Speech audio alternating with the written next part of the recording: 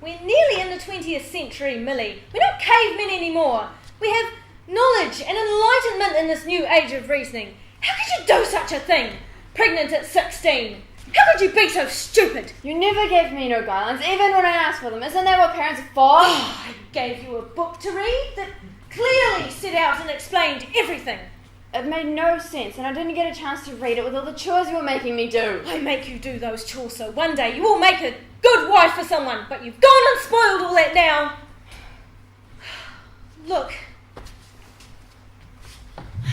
if you didn't understand it, why didn't you ask me? I tried, but you always palmed me off. Millicent, there's a saying that goes, when the student is ready, the teacher will appear. I tried to teach you, but you chose someone unqualified and underhanded instead.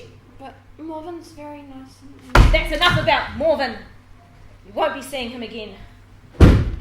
Sounds like your father is home. It was all I could do to stop him from giving you a hiding. Don't do anything else to upset him.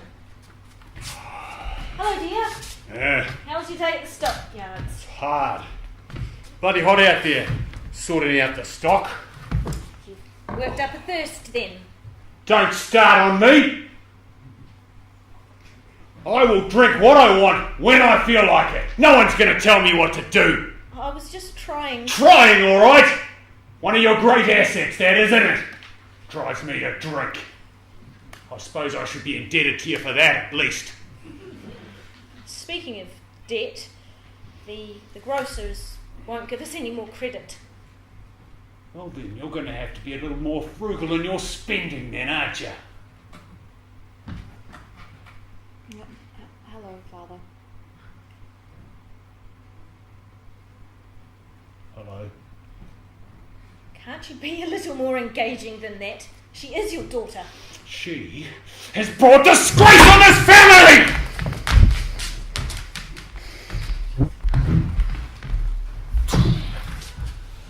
When the time comes, Mrs. Witherspoon has arranged for her to go and stay in the back blocks of Southland. The wife of a run holder is unwell and feeding her baby is putting too much strain on her. Millie will wet nurse her baby. She'll get a good education and she'll be well looked after. Well, at least we won't have to spend any more money on her. It's going to be a big enough struggle as it is. Why is it a struggle? Don't you lecture me! I work hard to put food on this table for you and that harlot! That harlot, your daughter? I disown her! That harlot, Frederick, may well earn enough income to send some back and help us out. So she can buy back some morality then! Oh, don't be so heartless. You were young once. But I've had enough of this. I'm going to the pub. We need that money for food.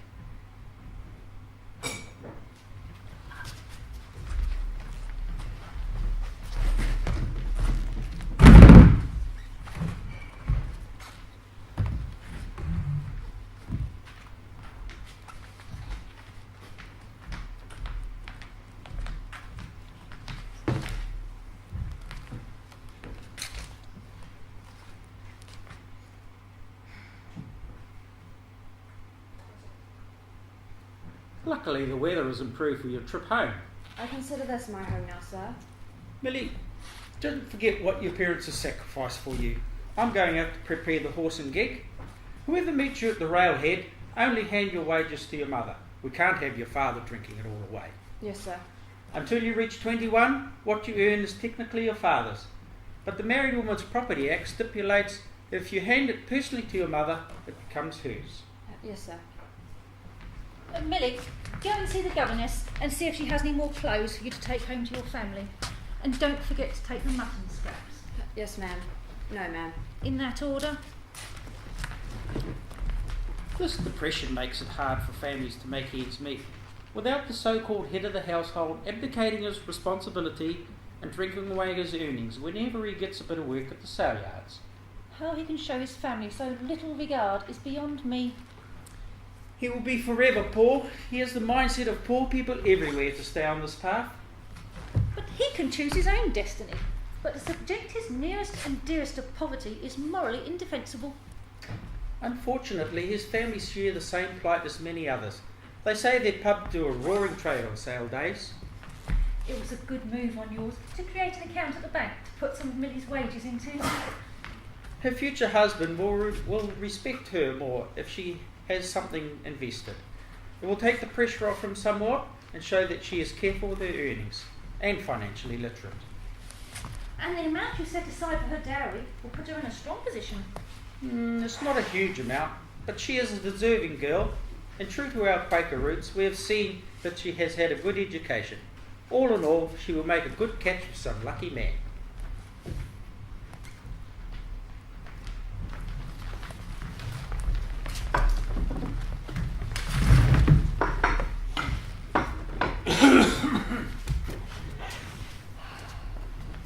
He's late again.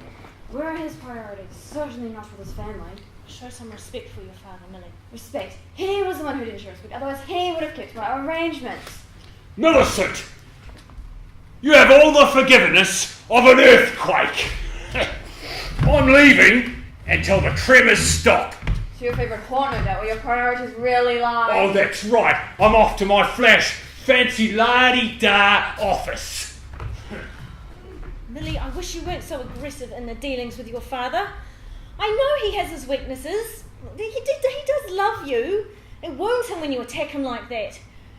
Just for my sake, would you tone it down a bit? I feel like the meat in the sandwich. Well, if you stood up to him, he would show you more respect, and life would be a lot less stressful for all of us. Millie! I'm sorry, but it's a situation as I see it. I'm sorry if I hurt you, Miller. I do miss you. They treat me really well on the farm now, though. Oh, well, what are you doing lately, dear? Well, now that Jimmy is weaned, I'm able to help with the household chores, like cleaning up the lanterns, the bedrooms, and other exciting stuff. I take lessons with Jim's big sister. We're studying French and learning literature. And Madam is teaching us to cook. But you always were a good cook. Just wait till you see what I can concoct now. And you should say they embrace, and the way they embrace English etiquette, Mother. The table has to be set exactly right, and they are very strict on table manners, unlike here. You know, it was funny the other day, Mother. Beatrice said something wrongly, and I corrected her. She said, "Thank you, mistress," and we both had a good laugh about that. So, have you met any nice young gentlemen? You'll make a very desirable wife with all the skills you've learnt. There are some nice enough boys on the farm, but they are only farmhands and don't have much ambition. But the master is so pleased with my progress that he has offered to introduce me to a man of the world, he says, who has a lot of potential. Oh, I'm so proud of you. Why don't you come home more often? It used to be every 6 weeks, and now it's a lot longer than that. Well, life is busy on the farm now, Mother, and I don't get the chance like I used to. But I'll keep sending the money. Just make sure you're the one who opens the mail. Well, the money's been a great help, but that's not what I meant.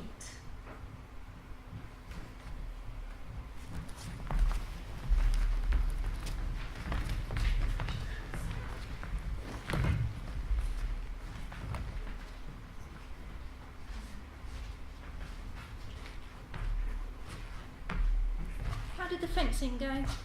Certainly a far cry from when I had the notice on the wall saying if I wanted a job doing property around the farm, I'd have to do it myself. The boys are gelling well and doing a decent day's work. Remember that character who used to muster the lower slopes and leave the harder country for the others while he went off to see his girlfriend? Things improved after he left. Well, she must have had some attraction I was lacking. You never did that for me. I was too intent on making a secure future for you. It took sheer unadulterated self-discipline not to do so. I would not have put up with a shirker anyway. Would you like a cup of tea? There's only one thing better I would like, and that's 2 cups.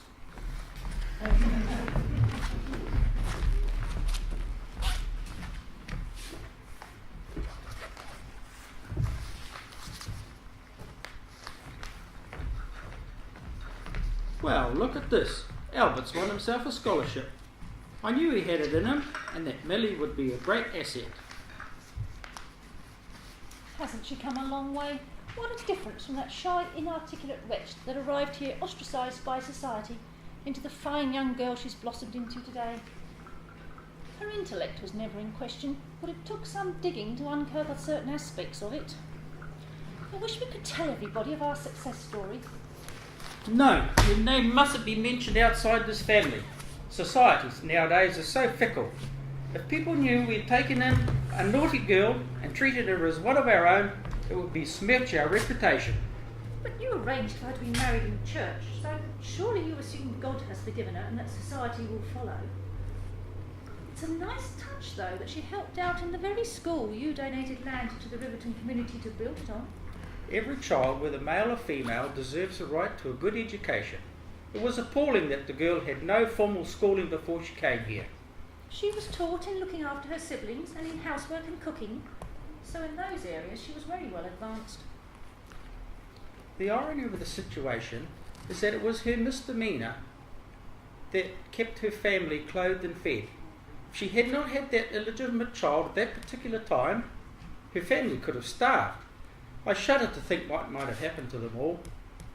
What a shocking waste of talent it would have been. From every negative lies the seed to a much greater positive with the potential to flourish. But I wonder what happened to the baby. I think, my dear Georgina, it would be better not to inquire.